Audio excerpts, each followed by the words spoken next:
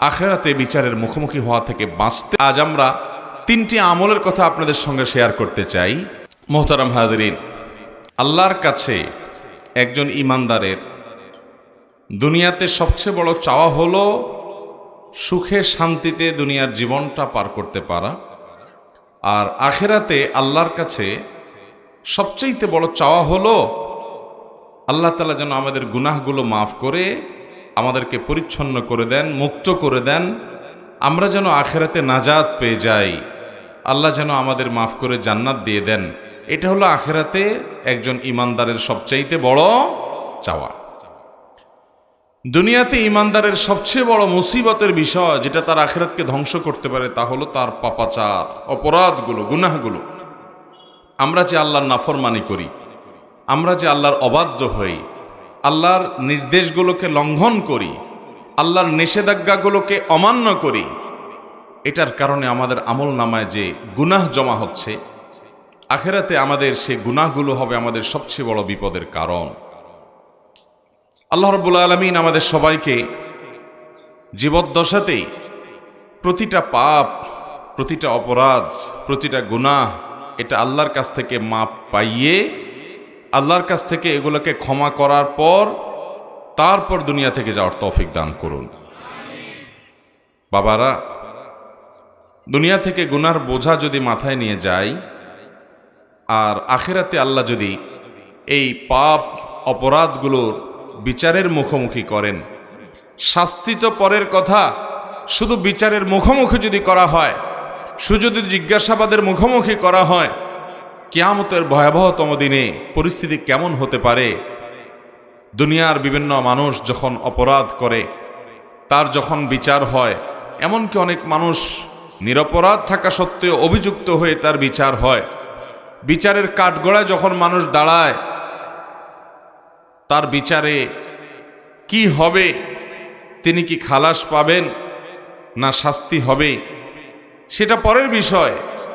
কিন্তু একজন মানুষ যখন গ্রেপ্তার হয়, একজন মানুষ যখন আসামি হয়ে হাতকড়া পরে ডান্ডাবেড়ি পরিয়ে বাবা নানাভাবে তাকে যখন আদালতে উপস্থাপন করা হয় এবং বিচারের ট্রায়াল চলে, কত বড় হ্যাসেল হয়, কত বড় পেরেশানি হয়, কত বড় কষ্ট হয়, কত বড় আযাব হয়। ভাইরা আমার, দুনিয়ার এই বিচারে আমাদেরকে সহযোগিতা করার জন্য আইনজীবী থাকে, উকিল থাকে, আত্মীয় স্বজন থাকে, টাকা পয়সা থাকে, বিচারককে ম্যানেজ করার লোক থাকে, দলিল আদিল্লা পেশ করার ব্যাপার স্যাপার থাকে, বিচারের চোখে ফাঁকি দেওয়ার কোনো রাস্তা থাকে, আরো কত উপায় থাকে। এরপরও যদি কেউ মামলা মোকদ্দমার প্যাচে পড়ে যায়, গ্রেপ্তার হয়ে যায়, বিচারের মুখোমুখি হয়, তাহলে তার পেরেশানির কোনো শেষ থাকে? বাবারা, কিয়ামতের ময়দানে যখন আমরা আসামি হয়ে উঠব, তখন আল্লাহ রাব্বুল আলামিনের সামনে ওই আদালতে কেউ ওকালতি করার সাহস পাবে? কোনো ওকালতি চলবে না ভাই। উকিলরাই এনএফসি করতে শেষ হয়ে যাবে। দুনিয়ার উকিলরা যে টাকা খায়া মামলার মোড় ঘুরাই দিছি, মিথ্যা সাক্ষী দাঁড় করাইছি, এটা করছি সেটা করছি, বিচারক ম্যানেজ করছি, অন্যায় করছি, অপরাধ করছি, হাজার গুনাহ।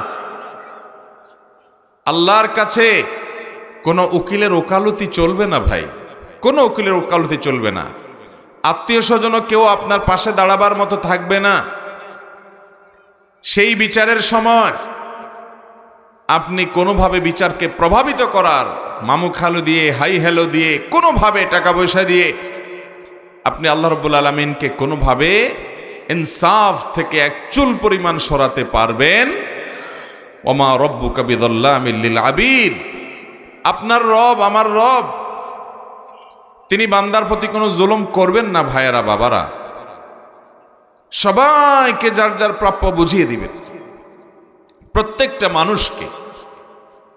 সেই ভয়াবহতম দিনে বিচারের যখন মুখোমুখি হবে, বিচারের অপেক্ষায় যে কষ্ট থাকবে, বিচারের অপেক্ষায় যে যন্ত্রণা থাকবে, সূর্য মাথার একেবারে কাছাকাছি থাকবে, বিচার কার্য এখনো শুরু হচ্ছে না কেন, সেজন্য অস্থির হবে মানুষ, হাহাকার করবে, নবীদের কাছে কাছে যাবে, আমাদের প্রিয় নবী সাল্লাল্লাহু আলাইহি সাল্লামের কাছে যাবে, তিনি সিজদায় পড়ে যাবেন, আল্লাহর কাছে সুপারিশ করবেন বিচার করার, আল্লাহ বিচার শুরু করবেন। এটা হলো বিচারের শুরু।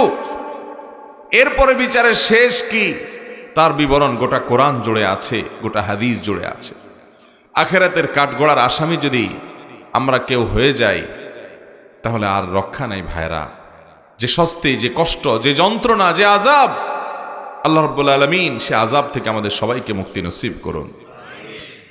এই জন্য ভাইরা, দুনিয়ার জিন্দেগিতে তওবা ইস্তেগফার করে আল্লাহর কাছ থেকে নিজের পাপ গুনাহগুলোকে মাফ করিয়ে নিয়ে তারপরে দুনিয়া থেকে যাওয়ার চেষ্টা করতে হবে। এই জন্য ঈমানদার পাপ হতে পারে কিন্তু তওবা করতে দেরি করবে না, কারণ সে জানে গুনাহকে আমলনামা থেকে, নিজের হিসাবের খাতা থেকে পাপকে মুছে দেওয়ার জন্য যে রিমুভার আছে সেটা হলো একমাত্র তওবা এবং ইস্তেগফার।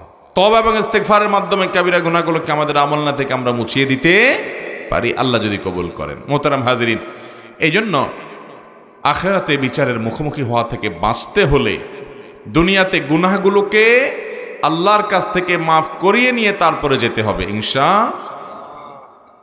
গুনাহগুলো মাফ করে যাওয়ার চেষ্টা করব তো ইনশাআল্লাহ।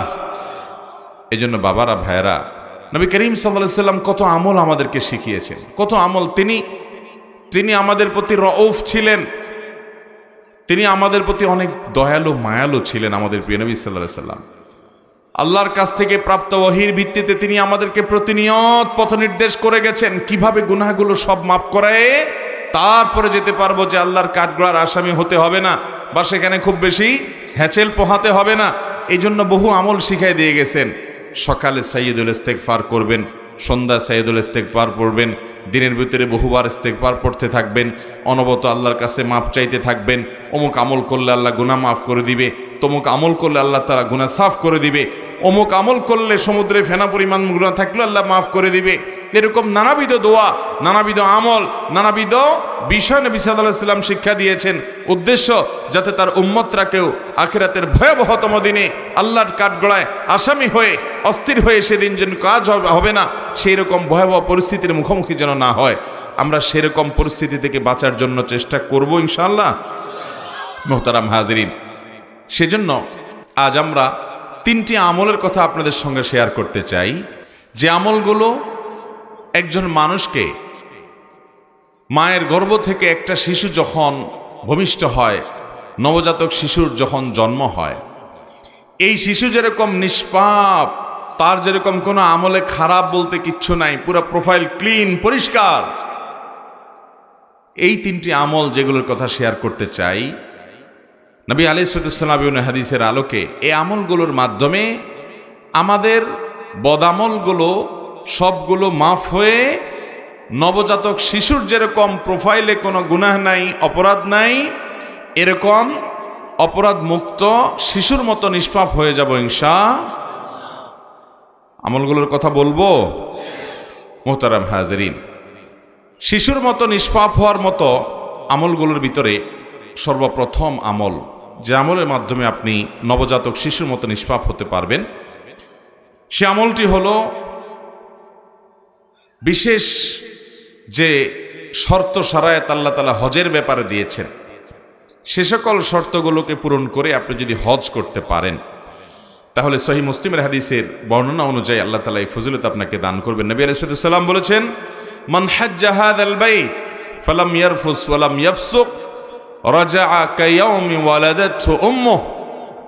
যদি কেউ বাইতুল্লাহর হজ করে এবং বাইতুল্লাহর হজ করে হজ করতে গিয়ে কোনো প্রকার নারী গঠিত গুনাহ করে না, স্ত্রী সহবাস করে না, যৌনতা সংশ্লিষ্ট কোনো অপরাধে জড়ায় না, নিজেকে হেফাজত করে কন্ট্রোল করে এবং অন্য কোনো পাপ অপরাধ করে না হজের পুরো সময় জুড়ে, পুরো সফর জুড়ে, পুরো মৌসুম জুড়ে, হজের এই সময়ে হজ করতে গেছে, যৌনতা সংশ্লিষ্ট অপরাধ করে নাই, স্ত্রী সহবাস করে নাই, সেক্সুয়াল যে গুনাহ আছে সেগুলো থেকে বেঁচে থেকেছে, নিজেকে নিয়ন্ত্রণ করেছে এবং যেই কোনো অপরাধ এবং পাপাচার যেটা হজ করা অবস্থা বিশেষভাবে নিষিদ্ধ, অন্য সময় তো নিষিদ্ধ আছেই, হজের সময় বিশেষভাবে নিষিদ্ধ, এরকম কোনো গুনাহ থেকে সে নিজেকে বাঁচিয়ে রাখতে পেরেছে, এইভাবে যদি কেউ হজ করতে পারে, তাহলে সেই হাজি সাহেব হজ করে যখন ফিরে আসবে, তখন সে দুনিয়াতে, তার দেশে, তার মাটিতে যখন সে ফিরে আসবে মক্কা থেকে, তখন সে একটা নবজাতক শিশু মায়ের গর্ভ থেকে দুনিয়াতে যেরকম আসে ওইরকম নিষ্পাপ হয়ে সে বাড়িতে ফিরে যাবে। আল্লাহ রাব্বুল আলামিন সেরকম ফজিলতপূর্ণ একটা হজ আমাদের সবাইকে করার তৌফিক দান করুন। ভাইরা আমার, হজের জন্য আল্লাহর কাছে চোখের পানি ফেলে দোয়া করতে হয়, আল্লাহ তোমার ঘর না দেখায় আমাদের কাউকে নিও না, বারবার নিও আল্লাহ। দোয়া করবেন তো ইনশাআল্লাহ। এবং টাকা পয়সা জমাইতে শুরু করেন, অল্প অল্প করে। আপনার 10, 20, 50 টাকা করে জমানোর সুযোগ আছে তো ওইটাই জমান। আল্লাহ তাআলা একদিন তৌফিক দিবেন। বহু মানুষ আছে পয়সাওয়ালা কিন্তু হজের তৌফিক হয় নাই, অনেক মানুষ আছে পয়সা কম কিন্তু আল্লাহ হজের তৌফিক দিয়েছেন। এই জন্য তৌফিক চাইতে হবে। এবং হজ করলেই হবে না, শুধু ওই যে হজের মধ্যে নিজের চোখের হেফাজত করতে হবে, জেনা থেকে বেঁচে থাকতে হবে, যৌনতা সংশ্লিষ্ট অপরাধ থেকে বেঁচে থাকতে হবে। বিশেষ করে হাদিস এবং আয়াতে যেটি বোঝানো হয়েছে যে যদি কেউ স্বামী স্ত্রী সহকারে যায় তাহলে নির্দিষ্ট যে সময়ে স্ত্রীর সাথে শারীরিক সম্পর্ক করা নিষিদ্ধ, সেখান থেকে বেঁচে থাকতে হবে। এক কথায় রফাস থেকে বেঁচে থাকবে এবং যে কোনো গুনাহ থেকে বেঁচে থাকবে, ফুসুক এবং ফাসিকি কাজ থেকে বেঁচে থাকবে। এইভাবে যদি হজ করতে পারে কেউ, তাহলে তার জন্য ফজিলত রয়েছে। আবার কোরআনে আল্লাহ তাআলা আরো একটা কথা বলেছেন, যে ব্যক্তি হজ করবে ফালা রফাসা ওয়ালা ফুসুকা ওয়ালা জিদালা ফিল হজ, সে হজে গিয়ে রফাস ফুসুক তো করবেই না, যৌনতা বিষয়ক গুনাহ তো করবেই না, অন্য গুনাহ করবে না, আর ঝগড়াঝাটি করবে না, এগুলো থেকে বেঁচে থাকতে হবে। তো এইরকম হজ করে আসা এটা খুব সহজ কাজ না। অনেক কাজী সাহেবরা আছেন যে প্রথমটা থেকে বাঁচতে পারলেও দ্বিতীয়টা থেকে বাঁচতে পারেন না, কারণ ওখানে গিয়ে বসে বসে টেলিভিশনে নাটক চায়, সিনেমা চায়, টকশন নামে নানান হারাম জিনিস চোখে পড়ে, বাস এই হাজি সাহেব এ ফজিলত পাবে না।